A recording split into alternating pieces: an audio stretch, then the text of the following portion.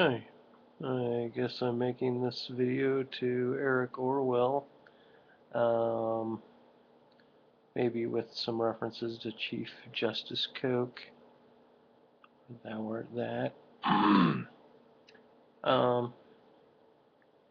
I've been watching a few of your latest videos, and I think it's interesting that you would want, ideally, a confederacy of master-minded individuals, and that you would want this meetup, I'm assuming, to function in an egalitarian sort of manner, yet you've already, through your discourse of human genetic displacement across the nations, found what I'm imagining to be your own cultural history or your own personal heritage to function in terms of highest intellectualism or the highest of intellect, and so that you're mapping that through Asian or white cultures based on uh, someone's primacy to mountaintop weather, and whether this weather comes in and predictable, or how far into the future one has to make a prediction in order for their intelligence to extend and wrap around that particular happening, and to successfully breed within that culture yields a higher intellect. I'm not certain where this susceptibility comes from on Eric Orwell's deciding to state it as a certain heightening of IQ or intellect, as opposed to the plains people, and basically looking at the history of dominance and slavery, and looking at the oppressors in terms of the higher intelligent, uh, the higher intelligence being placed with the oppressors. Um, this kind of seems as if it's a survival of the fittest sort of mentality, yet there's plenty of people that survive, where the survival of the fittest could be boiled down to the survival of those who survive, tautologically speaking.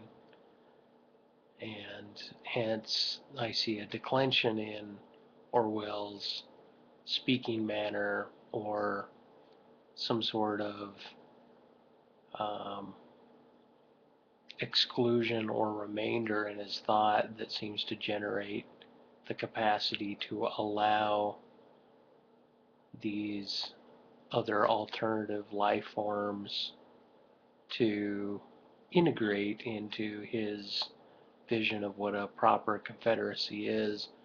And I sat there thinking, what sort of nonsense am I listening to?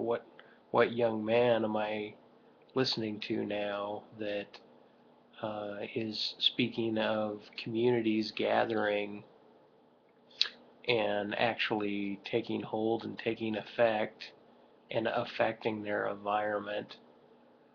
And I thought there's a bit of idealism that's running concurrent throughout the subtext of everything Eric Orwell is mentioning, as far as I can see, that seems to me to be rooted in idealism and in youthful metabolism.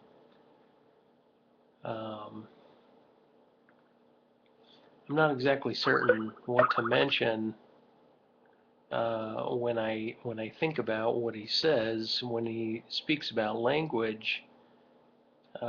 He makes it sound as if languages are imperfect, as if there is a perfect word to fit the puzzle of what your mind's eye is trying to co-create with your lips.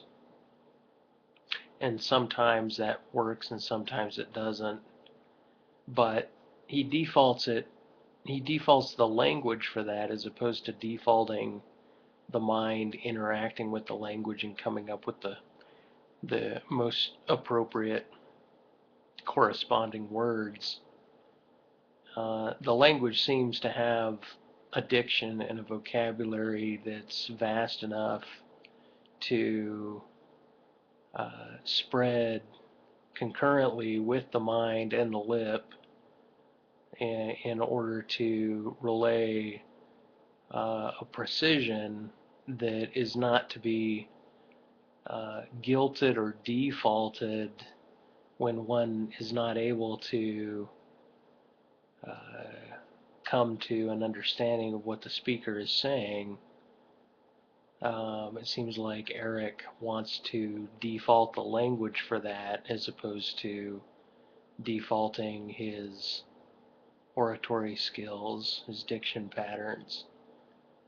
So that's kind of interesting to listen to because I rather think that modern languages are perfected in a certain manner, and yet every language has conjugational separation from the other and vocabulary meaning differences that segment them off of a direct translation capabilities word for word with other languages, although many of them overlap.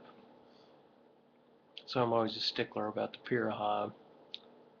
Um, Nevertheless, I used to hold philosophically that notion that language was a faulty faculty, and it seemed to be related to a notion of the speed of my inner monologue not adjusting itself to the speed in which I could speak an idea, and then the inner monologue was lost. So I think that there's something having to do with the propensity of maintaining an inner monologue, which Eric Orwoll wants to suspect his language to, and to always make what he's saying suspect instead of saying that the meaning of my words are what is meant as they come off the tip of my tongue and the edge of my lip, something like that. Um, Politically speaking, I don't see how his master gathering is anything other than kind of an inflation. It's he's inflating the population of viewers to become activists, or what sounds like he would like an activist to look like, who co-conglomerate around specific ideas, and those who lead or functioning with a particular ideal pattern, and those who follow are those who look up to what it is they're listening to, and they find congruence with what they're listening to. The problem with this is that I don't I haven't found anybody online with the political clout to make political movements, less maybe Cenk Uygur from the Young Turks with his wolf pack. Um, Other people have come on board and they're infiltrating their ideas throughout the population, but that's a lot different than actually causing a behavioral activity which influences heavily a rearrangement of political assets. And so because of that, because of this lack that I find within the population, I'm finding a parallel within my own thinking and how I remember myself to think in terms of a certain modality and in a certain idealism that doesn't, it's not indistinguishable from where Eric Orwell is mentioning his current mind, yet he finds himself piously, I would say, self-inaugurating to the point where he believes his um, mentality and his intellect is superior enough to hold himself in a high position, even in the highest position, and then denote his age relative to that in order to make speculation about his own intelligence relative to the population of his viewers. It's it's not without having a kind remark to the guy for adding another voice to the public uh, discourse. There's nothing incomplete with what it is he seems to be driving at, even though the edges of his concepts appear incomplete. He hasn't found a valiant politic to put his heart and his energy behind. Everything so far seems very plucky, like he's learning the chords of a string instrument. Um, and however I interject and intersect, I'm, his dialogue, I'm just not certain. Um, with Chief Justice Koch, I found one language facility that he seems to use all the time has to do with the unconscious, and to me, the unconscious is rather mythical in its uh, lack of referentialism, if referentialism is a word, but its lack of referentialism. There seems to be a lack of reference when referring to the subconscious, mostly because we're always conscious, even if we're drearily conscious of our words, we're conscious. And so to grant like neurophysiology a mind is where the word subconscious takes its role. But I think to grant unconscious and subconscious uh, uh, dictional difference is, well, I don't know. I don't know what to say about that exactly, other than I think that it's suspect. So why not say I think it's suspect? Um, I don't have much more to say about that. I guess I was going to bring up Eric Orwell's interaction with information theories relative to thou art that and trying to boil down information theory um, to speak about the greatest components or the components that lie in the remainder of whatever one's complete component. Uh, Great, my heater's on. Excuse me.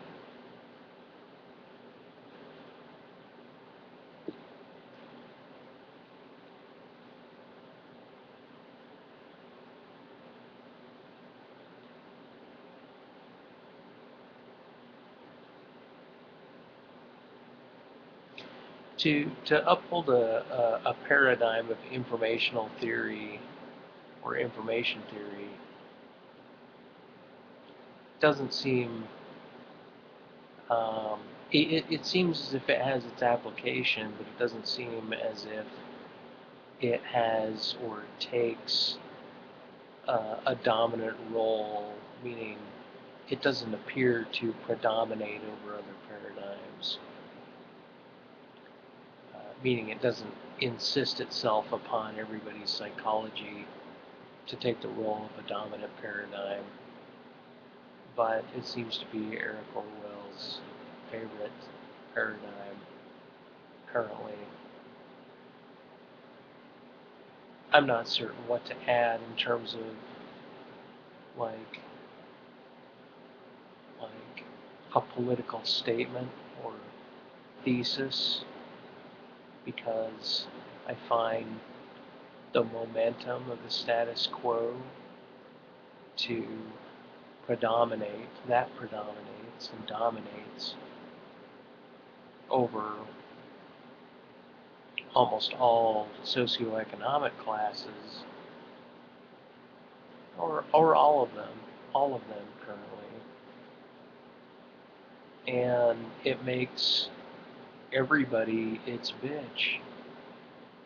So I'm not certain of what sort of movement other than like an Occupy movement. If you have an Occupy movement, what sort of movement that like in terms of political social media presence, the Occupy movement was probably the largest threat against uh, conveying a prevalent uh, political argument against bankers and the role of the banking institution of any political movement that I've seen in a long time.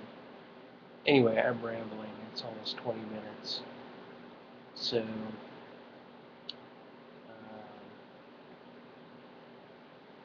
I don't know. I'm not certain what else to say other than, you know, I wish you luck on uh, your belief in your own intelligence, and I wish you luck on your the mythical aggregate that you keep trying to develop for your yourself relative to the comments, relative to your feedback on YouTube. And I wish you luck on the clout that you hope to pervade over in terms of your influence on the tubes. Um, I wish you luck in these things because I um, personally don't find there to be much to go around. I don't find that there's a lot of weight to be tossed. Um, you can influence some people, and there can be a dialogue that's brought about. Um, how that influences humanity and mass culture at large is what it is I'm questioning. Um, when you brought up the person that's the comedian that makes you feel socially stupid, I would take another double take on them because they sound as if they're incredibly intelligent individuals um, that have a great deal to say and have spent a lot of time trying to mastermind their influence as a socio-political um, influence, and I think comedians mass move people faster and with more political angst and moxie than the philosopher. And so I would consider Eric Orwell to be kind of stoic and plain and not very, uh, I don't know. With his current modality, I just don't see a lot of people getting a lot of heart and energy and passion behind what it is he thinks that they understand about what it is he's saying. Anyway, with that, I'll let it go. I wonder how I sound right now. Ciao.